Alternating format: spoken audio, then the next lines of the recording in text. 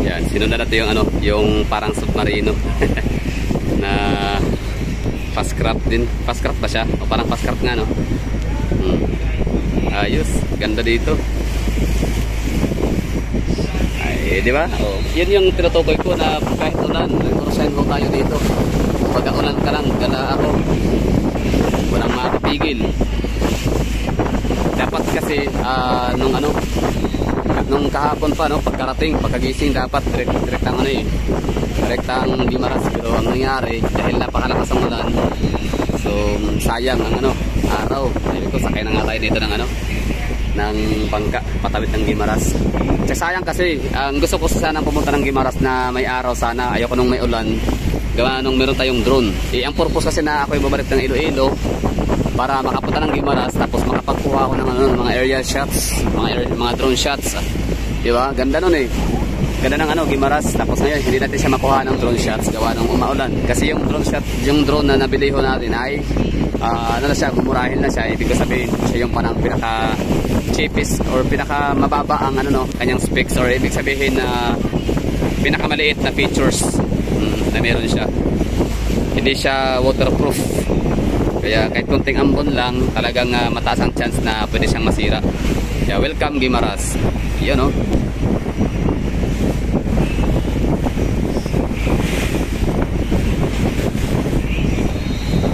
Galing. Adventure. Napakaswerte na. Davao City, Cebu, Iloilo, mga syudad na masasabi kong napakaswerte. Kasi merong ano ba, biniyayaan ng mga magandang isla na katabi lang nila. For example, si Cebu. Kapag ikaw ay napapagod ka na sa Metro Cebu, sa trabaho, sa City Life, pwede kang tumakas muna, no, panandalian, punta ka ng Bohol. Kasi napakaganda na isla ng Bohol. Pwede kaya ng Bantayan Island or sa Ulango, no, Island, pwede rin doon. Although hindi ko pa napuntahan yun, pero feeling ko maganda doon, Ulango Island ng Lapu-Lapu. Tapos ito naman sa Iloilo City, meron silang Guimaras na napakaganda rin, no. Kung gusto nyo ano, city ski, maglabas sa city life muna, no, panandalian, temporary. So meron Guimaras. Tapos kami naman mga taga Davao, swerte rin kami kasi meron naman kaming biyayang natamo, no, na isang pulo ng Samal Island daw. Kahit pa napaka stressful pumasok doon kasi nga kada pasok 50 pesos entrance fee.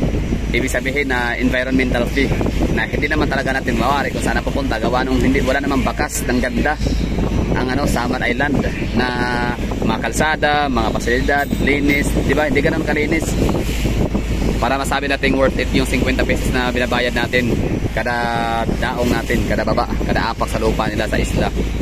Pero yung dagat, tubig, maganda, no, sulit, talagang highly recommended. Perfect siya pang ligo, tsaka mga ano, private resort, no, talagang may entrance fee. Basta hirap din sa Samal, hindi ka talaga, yun talaga yung pinaka reklamo ko, pinaka-complain ko lang sa Samal Island. 50 pesos environmental fee na hindi naman natin talaga makikita yung result. Tapos yung privatized lahat ng ano, ng dagat. Hindi ka pwedeng makapasok, makapag-enjoy sa seashores or shorelines, maglalakad-lakad, di ba? Unlike Boracay and Bohol, Panglao, di ba? Or somewhere else na pwede kang maglalakad, no, hanggat kaya mo, abot ng tanaw mo, pwede mo lakarin kasi hindi hinaharangan ng kanang mga seashores and shorelines. Sa Samal, Diyos ko, talagang harang kung harang, bakod kung bakod. Dinaig pa si ano eh, dinaig pa yung border ng ano, ng China and India. Dinaig parang ano, lakas maka tawag nito, the Great Wall of China, ang Island Garden sa Samal, lahat na lang may bakod, may harang. Bawal kang mag-trespass, bawal kang mag-enjoy sa shorelines and seashores, or else trespassing ka, pwede kang mabaril ng gwardiya. Yun. So ang dadaongan natin ngayon ay Binavista. So mula sa Binavista, hindi ko alam, pero yun na lang kinuha ko natin. Dapat kasi daw Haro, pero parang huli na natin yung Haro. Binavista yung unahin natin. Tapos mula dito tayo sasakay ng ano, ng tricycle or bangka. Ewan ko, tricycle or habal-habal. Pero syempre malabo ang habal-habal dito kasi maulan. So tricycle na lang. Tapos pupunta tayo ng windmill. Sana papuntahan natin yun, no? Gano'n kaya layo yun sa lugar. Ilang oras kayo yung babahiin natin, no? Time check daw 11 na ng umaga. malapit lang talaga sa tapatan lang. So parang ano lang talaga, Guimaras and Saman Island, Iloilo City in Davao. Yung sit up. Sa CDO pala no, meron naman kayong ano no, biniyayaan din naman taga CDO ng magandang isla ni Camiguin. Kaso nga lang, hindi ko alam kung ilang minuto ang biyahe ng CDO to Camiguin. Kung kasing lapit lang ba siya kasing lapit lang ba ng distansya ni Iloilo Guimaras and Davao City Samal. Let me know in the comment box ng mga baka may nanonood pa dyan ng mga taga CDO. I-comment nga dyan. Kasi si Bohol, si Cebu, 2 hours papuntang Bohol. Papunta naman ng Bantayan Island, malayo yun, from Cebu City or basta malayo. Tapos kung pupunta naman ng Lapu-Lapu City, yun, malapit lang syempre. Hindi mo na kailangan sumakay ng bangka kasi dalawa ang means of transportation just to get there in Lapu-Lapu or Mactan Island. By land, by tulay or by water, no? Tapos yun, Ulango. So Davao naman ay isa lang yung namin means of transportation, bangka as of now. Kasi soon to be complete na yung natin. Baga under construction yung natin ngayon, yung ating tawag nito. Yung ating tulay, Davao Samal Connecting Bridge. So pag matapos yun by 2028, okay na yun, no? Kaya ay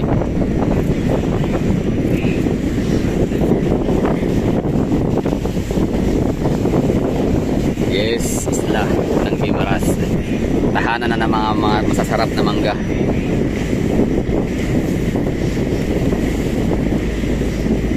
Pero dapat kakain muna, no? Bago kumain, di ba? Hindi pwede kumain ng mangga na walang laman ng tiyan.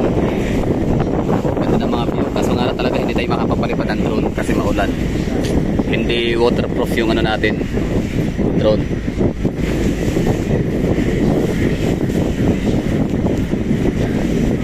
Buena Vista.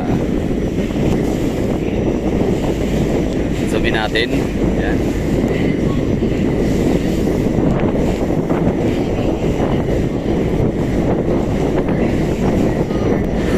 Sarap. Okay naman sa Iloilo City. Relax din naman kahit pa syudad siya, highly urbanized city. Di ba okay na, relax ka na sa Iloilo City ka pa lang. Iloilo City alone, no? Sapat na para makapagpa-relax ka makapagpahinga, no? Pero the more na papalapit ka pa sa isla ng Guimaras, basta sabi mo mas relaxing pa rin dito kumpara sa Iloilo City. Kasi nga makikita mo to, yun, no? May mga bulubundukin. Ang Iloilo City walang bundok, no? Walang mga ganito, hindi siya hili. Talaga flat surface. Pero green pa rin, no? Lush greenery pa rin talaga ang Iloilo. Talagang hindi sila nagpabaya sa kanilang kalikasan. Talagang nagko-cultivate pa rin sila ng mga trees and plants and flowers and gardens within the city. Pa downtown man or outskirts or suburban, o ano man tawag diyan ng Iloilo.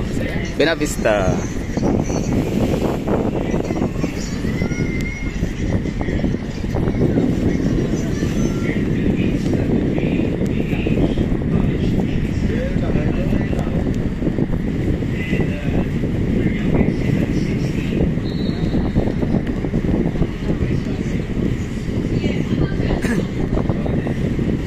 Yan, inuvertikan tayo nitong isa. Nakipagsabayan talaga yun, no?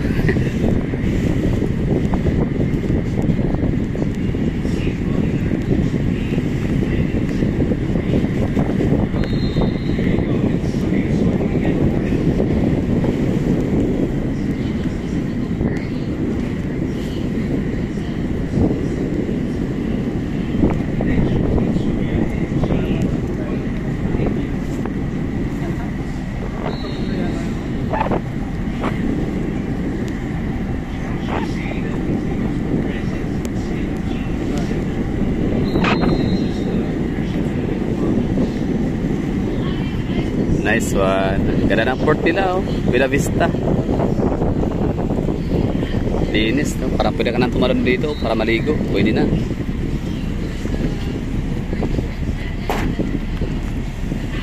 To see the riding, to serve the riding public with safety, value, respect, and care regardless of status in life. Nice one. Ganda ng mission and vision and goals.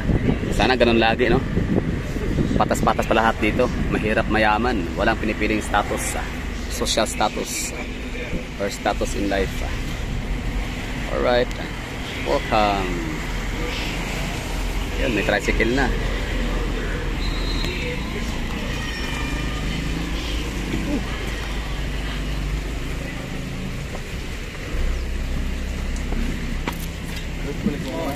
Alright, pwede na.